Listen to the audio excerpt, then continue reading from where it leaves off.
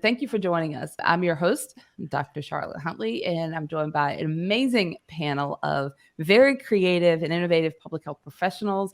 And we're going to share on the topic of, hot topics, challenges, and solutions. I thought this would be a lot of fun being in the middle of summer. Well, for us, most of us, it's really typically hot right now. We're going to do introductions, and I will go first. My name is Dr. Charlotte Huntley.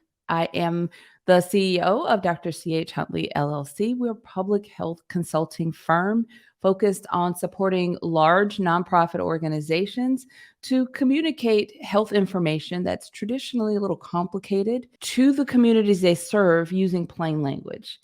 And this has been there's a phenomenal need, great need for such services, which I'll dive into a little bit later. I'm also the host of the Public Health Epidemiology Conversations podcast.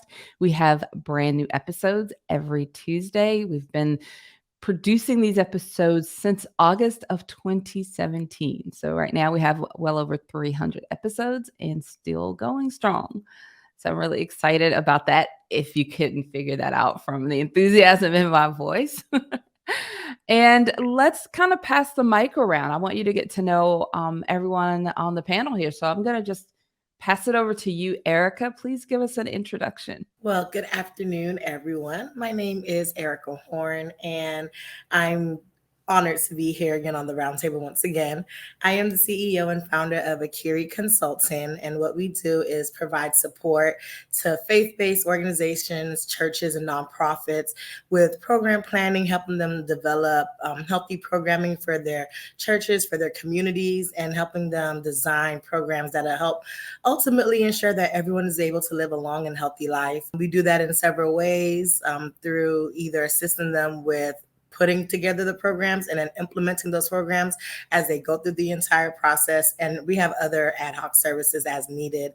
One thing that's really important when we talk about community right now, it is July. It is also Minority Mental Health Awareness Month. So talking about the needs for minorities when it comes to providing mental health services and ensuring that we are able to provide those services to those in need, whether we are a mental health practitioner or not. So I'm really passionate about that, especially within this season as we talk about hot topics. And thank you all. And I'm going to pass it on over. Do I get to pass it over? Sure. Okay, so we're going to pass it on over to Mr. Harvey. Good afternoon, everyone, for me and for you, wherever you might be, maybe good morning, good evening. So my name is Harvey Kennedy-Pitt. I'm the Director and Principal Consultant at Unstuck. That's UNSTUKK. And it's a UK-based health equity transformation consultancy that really focuses on helping individuals and their organizations to build capacity using adaptation. So through adaptation using public health principles, so that they can sort of, be better and clearer at how they go about helping the populations that they really care about. And so we do that through program planning, strategy development, sort of organizational change, training facilitation, and also looking at evaluation and monitoring. And of course, just like you mentioned, Ericka, we have a few sort of ad hoc services that do crop up, and we do take on sort of one-off or two-off consultancies, such as the one we had last week, or sort of sending a consultant to Milan, Italy, which was fantastic. So we have lots of exciting things we get to do. Yeah, hi everyone. My name is Zainab Shipchandler. I'm excited to be joining this live for the very first time. So thank you, Dr. Huntley, for having me. I'm Zainab Shipchandler. I'm the lead public health consultant at ZRF Group, my public health consultancy. And we really focus on health education development alongside public health organizations to help meet the needs of the communities they serve. So there's a few ways we can come in on any part of the process, whether that be the needs assessment phase, looking at secondary data, as well as collecting primary data from the community, as well as the organizations, anybody who's implementing the education or programs. And then we can also review other education or curriculum that's out there so that we're not reinventing the wheel, as well as co-developing any content that needs to be developed. And then also piloting or doing user testing to make sure that the materials are well received by the populations that are being served. And a really big focus area for us is health literacy. So really helping people to find those trusted sources of health information, really get that information and the resources they need to make the best decisions for themselves and their families. Hot topics, challenges, and solutions. And that's important because we don't want to just talk about the problem and leave it there, talk about what we're struggling with and just leave it there. But let's talk about solutions, either what we are, how we are presenting a solution or providing a solution to this topic or challenge, or proposing a solution, for something. So it's a little open. I'm really excited to dive into it. And we're going to take turns and kind of share what we're seeing. And I'll start first with myself. As I mentioned, we serve large nonprofit organizations, and my first primary contact is usually an executive director. Now, with a large nonprofit organization, they have multiple departments or divisions, several employees, people involved, and a very passionate executive director. So as you can maybe imagine, the communication may not be flowing as freely or as optimally as they would like, either within, like between those departments, internally, or sometimes, externally when they are wanting to serve the communities. They want to deliver some sort of product or service to the community. So a challenge that I'm seeing with a lot of my clients right now, or even prospects, as we're talking about, potentially working together, I'm hearing what they're struggling with and proposing a solution or how we could possibly work together. What I'm hearing consistently and quite often now is around data. I mean, there's a lot of, the word just data. Oh, we have the data. I hear that so often. Organizations, we have the data. And I'm in my head as an epidemiologist, I'm thinking, what data? What do you have? Who is it? What is it representing? Because they'll say, I have the data. So there's either the challenge of they don't fully understand the need for population specific data, because if it's, I see this a lot locally when there's an organization that is pulling data that they see on a national level, but it doesn't really represent that local population, not the way it needs to be represented, not for the advocacy folks to go and fight for them and say, wait a minute, here it is. Here's the data, using my air quotes, that supports the need for this population. You're giving me this high level, country specific data, and we're talking about a county or a community or specific population. So I do work a lot with BIPOC communities or organizations that serve BIPOC communities. So when you think about Native Americans, Black people, we have a lot of challenges around data, either lacking altogether or not being properly counted. So that's a real problem. Some of my community leaders, my executive directors, understand that is really what the problem is. And some don't fully understand how that problem is affecting or impacting their ability to get funding, to secure it long-term, to develop, programs. So when I see that, and the reason I love these large organizations is because they are having impact and really moving. And I love to jump in and help them. These are the change makers. So when I can make that clear for them, if I can help them, with that missing piece, then they are like soaring. So that is one of the things that we do is we use various methodologies. My team is very diverse, very skilled in these niche areas, and we go in and we address that issue and we can create these. Sometimes if the data doesn't exist, you think, oh, well, nothing I can do. The data doesn't exist. I have to wait for some research. But we don't have to. Sometimes the existing data with the proper methodologies, we can estimate, with a good degree of certainty what, this impact is on the population that you're serving. So that's what I'm seeing a lot is all this, the data. We have the data, but just helping them to really understand it, make sense of it, and to really put it into action. So that's my challenge, my hot topic, my challenge, my solution all rolled in there. So I feel like I preach a little bit on that one, but we're all going to be very passionate about the things that we care so much about with our populations. So I'm going to pass it right over to you, Ericka. What is your hot topic, and what are the challenges and that you're seeing in your solution? So today I want to talk about something a little different. I did mention it is Minority Mental Health Awareness Month. And with that, there has definitely been an increase in the illnesses or mental health challenges that people are facing, especially today within our society. And you see a lot more people who are very interested in trying to figure out how to get that taken care of. A lot of people are turning to religion in different forms. But what we are noticing is that there are many leaders of these faith-based organizations and churches who may not necessarily have the necessary training to help them deal with their congregants and their members who are facing challenges or who may be on the verge of a crisis, a mental health crisis. So one of the newest services that I'm able to provide is mental health first aid training. And what I'm able to do now is go into these different communities and provide the leadership with a training to help them look at and notice the warning signs and the symptoms, and as they may progressively get worse, but giving them tools to be able to communicate with the people in their communities and helping them understand that there is hope for them, that they can recover from a mental health illness or challenge. Many times you think of mental health and people just think, oh, you're just, there's nothing you can do about it.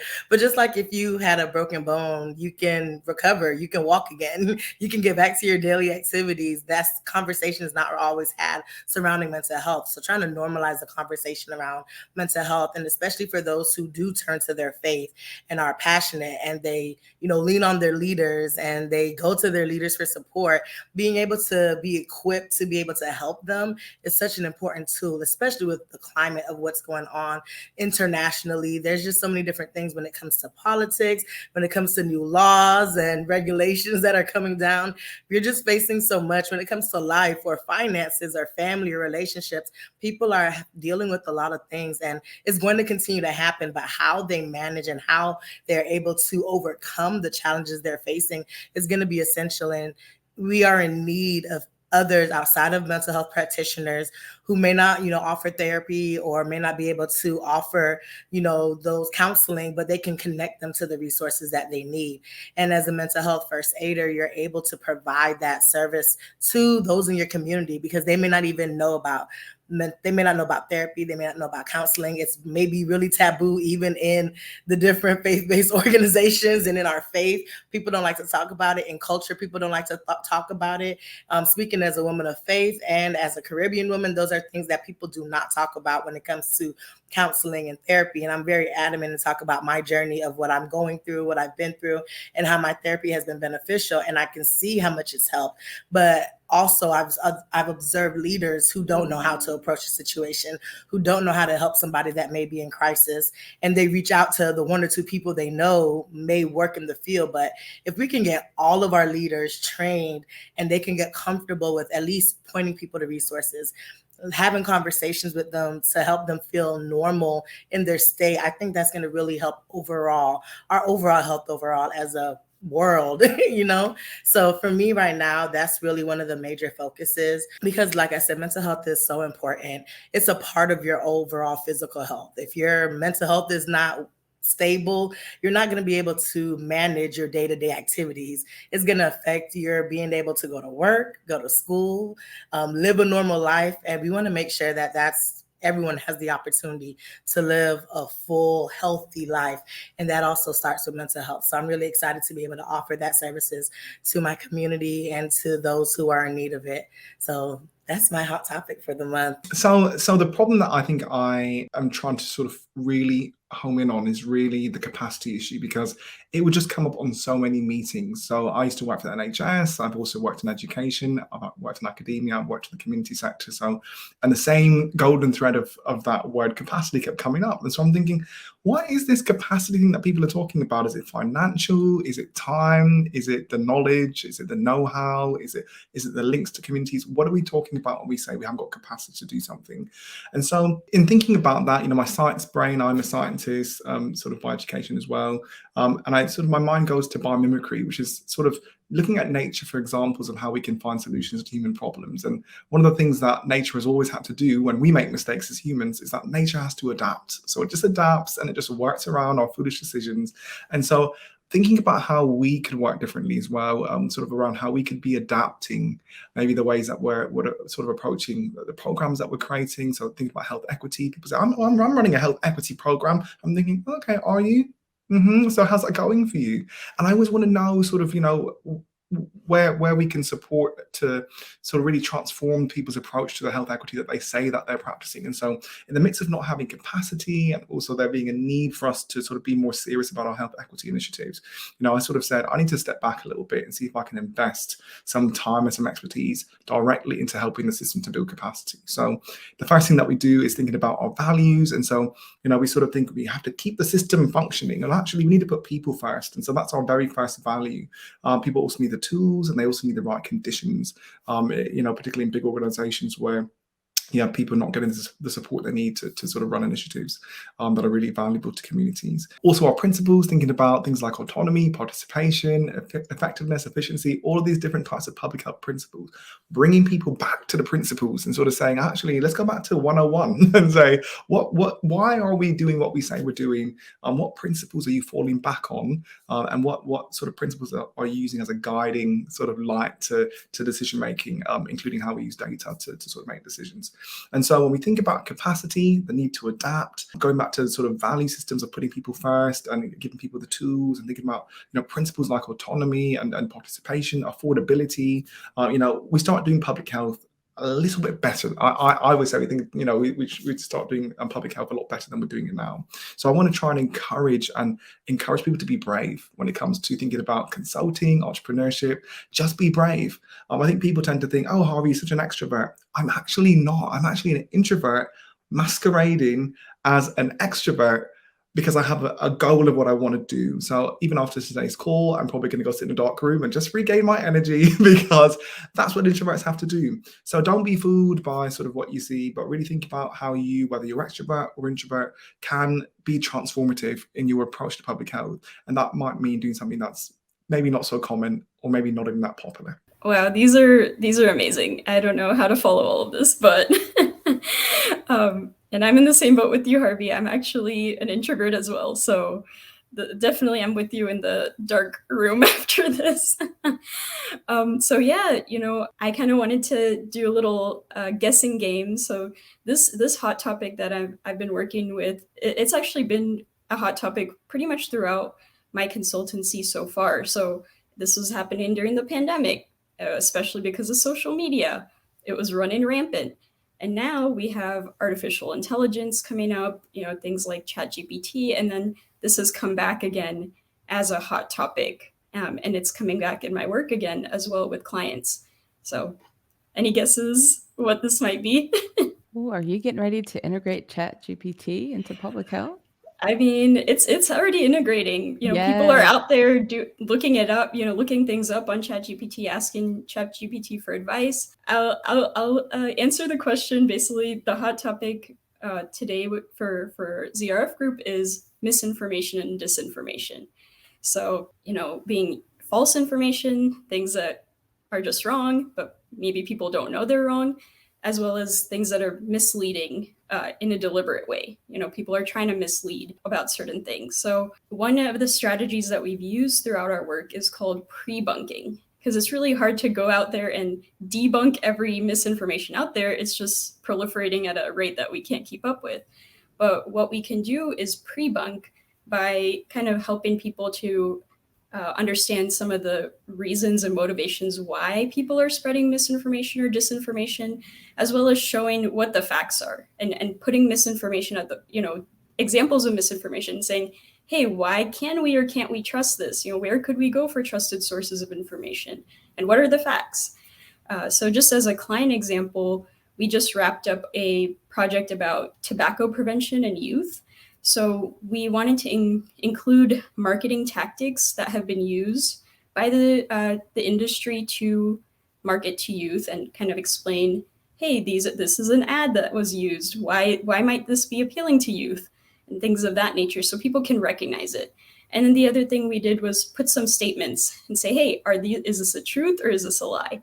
And help them to identify, well, I remember seeing this in the workshop, and I know that e-cigarettes can be addictive because they have nicotine in them. We talked about this. If they see something out there that e-cigarettes aren't addictive, they might know that, hey, no, I know that most of them do have nicotine in them. So that's just a couple things that we've been working on in terms of pre-bunking. The other key important element of this is the pre-bunking we're doing really engaging or relevant to the communities or to that demographic that we're aiming to work with? So in this case, we had a very kind of condensed timeline. And so I was really lucky that my colleague, a fellow consultant on the project, had a intern that was in that high school, college age demographic. So it's like, oh, can we please involve, the intern in this project? Because I just wanted to get feedback, like, are these statements going to land well?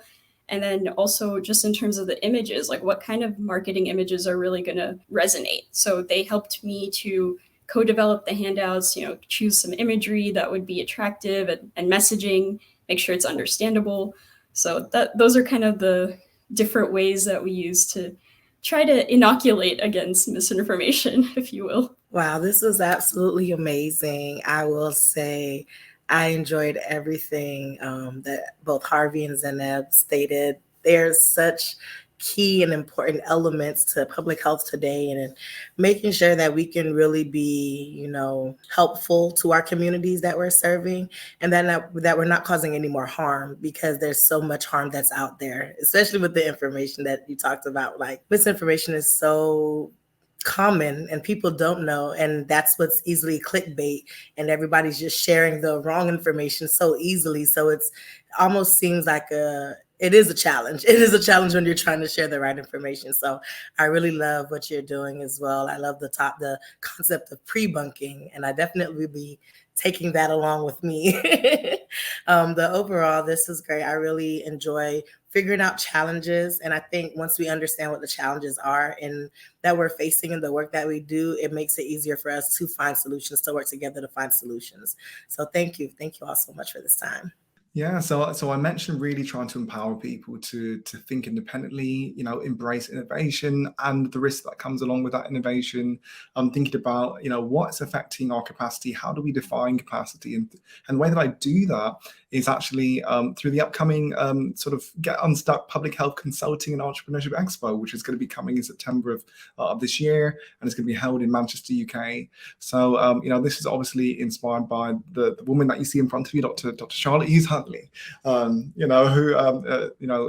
really coined this. If you Google it, Dr. Huntley pops up. That's how niche it is. So we think about the need for consultants and entrepreneurs to help support the capacity of the wider system. It doesn't mean that the NHS here in the UK is redundant. It doesn't mean that there's no need for UXA, sort of UK Health Security Agency, or even the Office of Health Disparities and Improvement. All these things are really great, just like how you have federal and sort of government agencies supporting the wider population there. But we really want to encourage people to be brave, to think about and consider consulting, entrepreneurship, whether that could be right for you. I mean, you get to do anything from finance to graphic design to, program management. You get to do all of it. So you don't have to look across the open plan office and think, oh, that's a lovely job they're doing. I would love to figure out how to do that, or I'd love to know more about it.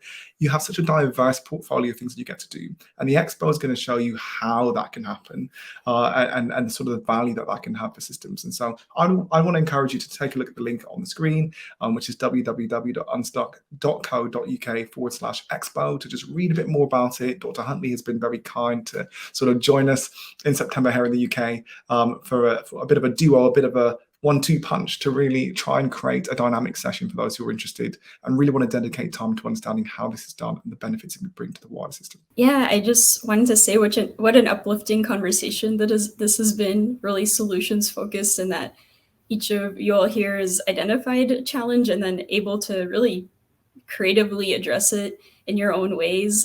Especially, the mental health aspect really resonated with me too, Ericka, and the faith-based aspect, how important it is to address that stigma. So thank you so much for the work you're doing, as well as Dr. Huntley and Harvey with uplifting, empowering public health entrepreneurs. I personally have benefited from your support, so I hope people definitely check out the expo as well. And I also wanted to mention I'm going to be on Dr. Huntley's podcast that Dr. Huntley mentioned. It's going to drop next Tuesday. So if you would like to learn more about ZRF Group and what we're working on, definitely be sure to check that out as well. This has been phenomenal. I really appreciate all of you.